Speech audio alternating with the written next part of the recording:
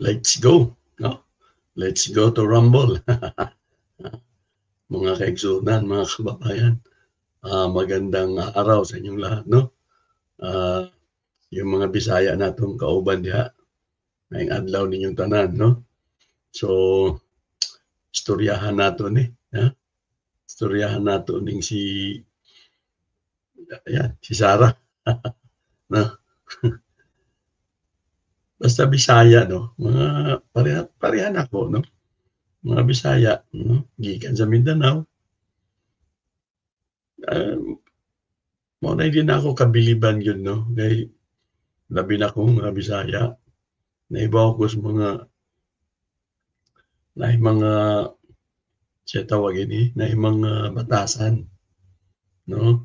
Dili sa yun nga gidaot, pero na mga batasan kami. Kami mga Bisaya nga pilosopo kayo, no? Labi na ng mga diring dapita sa Agusan, Davao, no? Bisan sa Kabisayaan, no? Cebu, Samar, no? Huwag lang magalit yung hindi ko naman nila lahat, no? Pero kasagari sa mga Bisaya dagay pilosopo, no? Labi na sa mga baryo, kanang wa kayo makapang-eskwela, no? Pag imo silang istoryahon, imbis nga magseryoso, pilosopo, no? Mao ni batasan ni Sarah, no? Pilosopo, barumbado, ha? So, nga naman, bakit natin nasabi yan?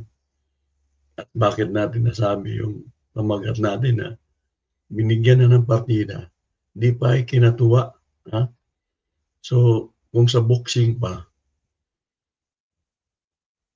binigyan ka na ng kalamangan, no? Imbis na 2 glove, ang kalaban mo, 1 glove lang. So, 1 kamay lang ang gagamitin.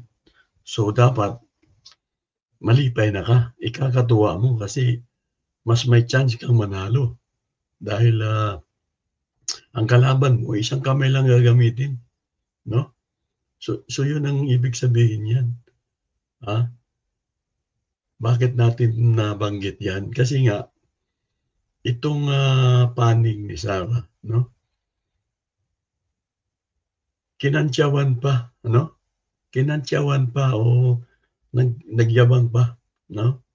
Na bakit 43 lang yung pag-uusapan ng mga kaso o yung mga pagpatay ng kanyang ama.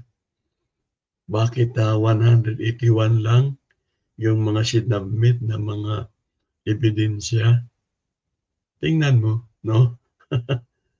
Yung kanilang pagiging pilosopo, yung kanilang pagiging hambog, yun ang magpapapildi nila, no?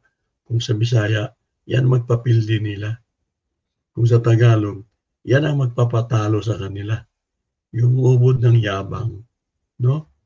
Ubod ng kahambugan, no? Siga ang dating, no? Dinadala talaga kahit doon sa ICC, dinadala yung pagiging asal nila, no? Yung asal nila sa Davao na sikat, walang pwedeng musupak, no? Walang pwedeng humarang sa kanilang gusto. Pag sinabi nila, yun na talaga yun, no? Sabi nga salita ng hari hindi mababali. Yun ang kanilang yung kasi ang kanilang kinalalakihan, no? Itong mga Duterte. Si Pulong man yan, si Basti man yan, at ito man si Sara. Ang hindi nila alam, mas lalo nilang ICC yan no? Hindi ka pwede dyan mamumulitika. Hindi ka pwede dyan magpapakita ng angas. At kung sino ka sa lugar mo, wala silang pakialam dyan, no? Ang pinapakialaman nila, yung mga ebidensya na isinabmit sa kanila. Biruin mo magsasabi siya na bobo daw yung, prosecutor, eh, sila Karen Karim Khan yun, yung, hindi ko wala lang akong picture ano, pero yung ano yun, yung, kalbo doon na malaking tao, 'no? At marami ng, eksperyensya yun, 'no? So, itong pinagagawa nila na tipong bastos, tipong ang sabi pa niya, eh, bobo daw yung prosecutor. Kasi bakit daw, ang sabi merong, tinatawag na maramihang pagpatay, 'no? So, paano daw papatunayan yung maramihang pagpatay kung 43 lang naman yung, kaso na gagawing random o gagawing parang sampling, 'no? Bakit hindi daw 30,000 dahil yun daw ang sinasabi ng, Crime Against Humanity, yun daw ang, propaganda o pinagsasabi dito sa kaso ng kanyang ama. Talagang ano 'no, nakaka nakakaloka 'no? May hindi mo talaga maintindihan kung, ginagamit niya yung pagiging, abogada niya 'no, yung pagiging, nagtapos di umano ito ng, o attorney o abogada 'no. So, una, dapat nga matuwa kayo, eh, 'no? Dapat nga matuwa kayo sa pangyayaring 'yan, 'no?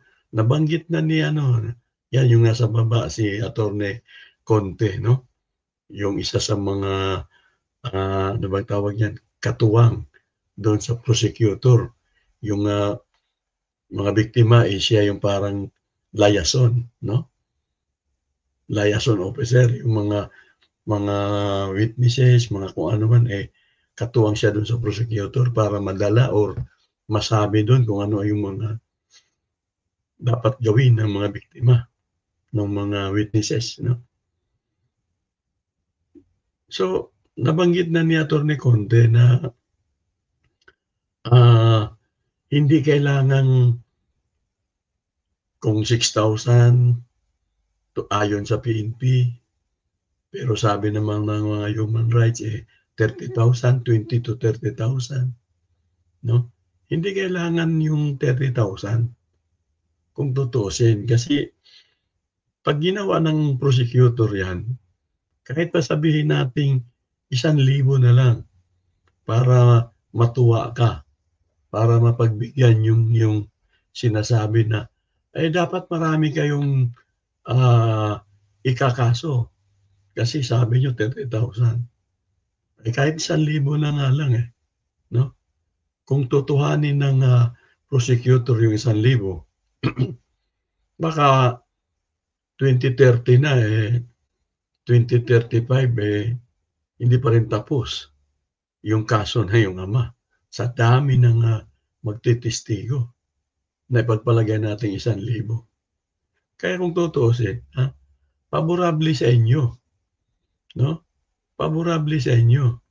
Kahit si Kabunyog, Attorney Insurrecto, Ricky Tumuturgo, nabanggit niya na rin 'yan na yung, 43 ay, parang ito na yung magre-represent nung 10,000 man 'yan o 20,000 man 'yan o 30,000 man 'yan, 'no?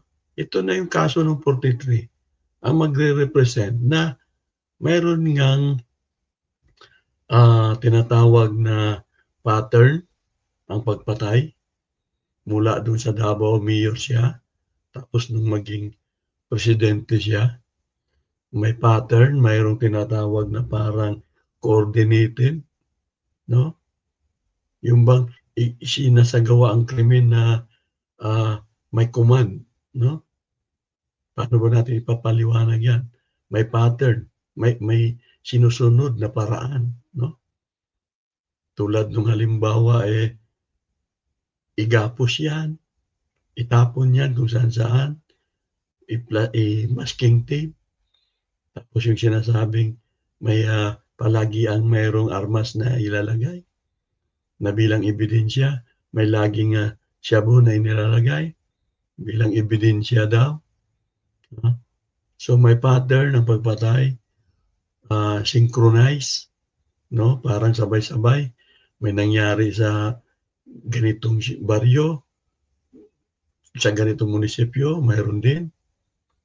So, kung tutuusin, 43 lang ang kailangan maisasagawa na ng prosecutor yung, ah, pagdiin, 'no, yung, pagpapatunay na mayroon ngang, crime against humanity na nangyayari sa Pilipinas sa panahon ni Duterte. So, hindi na kailangan 100 o 1,000, ah, hindi naman tayo abogado. Maraming mga nakikinig sa'yo na hindi abogado, pero yung inaasal mo, yung, inuugali mo, yung iyong pamimilosopo ay mas lalo kang, malalagay sa alanganin niyan, 'no? Kayong mga Duterte, mas lalo kayong malalagay sa alanganin. Sasabihan mo pang bobo yung paano kung makarating sa kanila 'yan? Mas lalong, ano, magkakaroon sila ng galit sa iyo, 'no? So hindi ka ano, kung tutuusin, ah, hindi ka sports, 'no? Hindi gawain ng abogado 'yan, na parang nang-iintriga ka sa labas ng, sa labas ng korte. Kung talagang magaling ka, eh, sabi nga ni Conte diyan sa baba, oh, humarap ka, pumunta ka sa ICC at sabihin mo yung iyong mga katwiran, 'no, na ipinipilit niya na, eh, dapat 30,000 kasi 30,000 yung akusasyon nila. Dapat 30,000 yung kanilang isa-submit na mga pangalan. Hindi kailangan 'yan, 'no, hindi kailangan 'yan. Ang kailangan yung mga ebidensya na hindi ninyo ginawa at dito naman sa prosecutor, mga ebidensyang magpapatunay na ginawa nga na yung ama. So, ang binabanggit ko kung ako ang pagsasalitain, 'no, hindi lang yung hindi lang yung 43, eh, para maipakita na gumawa nga ng, karumal-dumal yung iyong ama. Hindi rin yan pagpapakita na, ah, kulang o hindi sapat yung kanilang mga naliko para ikakatalo ninyo, 'no? Dahil ang stand ang posisyon ng prosecutor, itong 40 lang na ito, itong 43 lang na ito ay sapat na para mapatunayan na ang iyong ama ay may ginawang, karumal-dumal na krimen. So, baliktarin natin ang ano, ang, katanungan, 'no? Dapat dapat matuwa kayo, dapat ikakatuwa niyo dahil 43 lang yung inyong pag, pag-iisipan, yung pagsusunugan ninyo ng kilay, ha? Kung may utak ka, ha, kung may utak ka, mas lalong ikakatuwa niyo 'yan, kasama yung inyong lead counsel na si Koopman. Dahil biruin mo, imbes na 1,000, 2,000, 10,000, ang pag-iisipan niyo, pagkukunutan niyo ng noo ay 43 lang. So, partida 'yan, ha?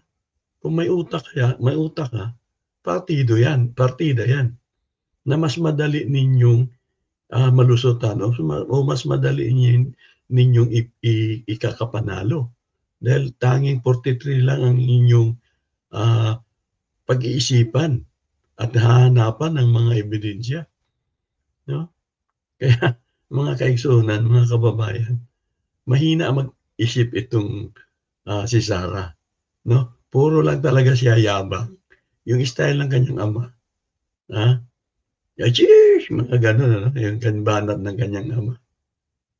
Yung drama nila na kukuha ng mic, eh, ihampas kay Trillanes, na tapos sabay, yung gano'n niya, ano ba yun, yung kanyang, buwisit na 'yan 'no. So, pamimilosopo nawala sa lugar. 'Yun ang pakatandaan natin ano, labi na kita nga mga Bisaya. Mas masamot ni sila nga malupig 'no, kay puro daldal, puro pang-aasar, puro pamimilosopo 'no, ang kanilang pinagagawa. Hindi nila na-a-appreciate na mas paborable sa kanila ito. Biruin mo, out of 1,000, 43 lang ang kanilang, ah, pagkukunutan ng noo 'no.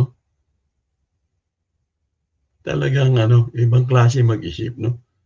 Binigyan na ng partida, binigyan na ng mas madaling, ah, sitwasyon, eh, doon pa rin siya pumupunta sa pambabastos, pang-aasar. Talagang talagang ano, manang-mana yung mga vlogger din ninyo 'no, manang-mana sa ugali ninyo. Wala, hindi nakikipag-argumento dun sa mismong issue, kung hindi below the belt 'no, yung mga itsura ng kalaban, ah, yan ang mga ginagawa ninyong issue, hindi yung mismong nilalaman. Kunyari impeachment man yan, ang babanatan ninyo yung mga itsura nung mga nasa Quadcom, kesyo ganito, kesyo gano'n, yan ang ikakatalo ninyo. So yun lang mga kaibigan ano, ipinapakita lang natin na sila na binigyan ng partida, sila pang hindi nakakaintindi na mas gagaan ang kanilang laban kung tutuusin. Kaya kung sa Bisaya pa, utok bulinaw ba ni sila. So yun lang mga kaigsunan, mga kababayan. Maraming salamat sa panonood 'no, dahil sa tinapos niyo yung, vlog kong ito. Si Kando Kritico, magkita-kita tayo uli.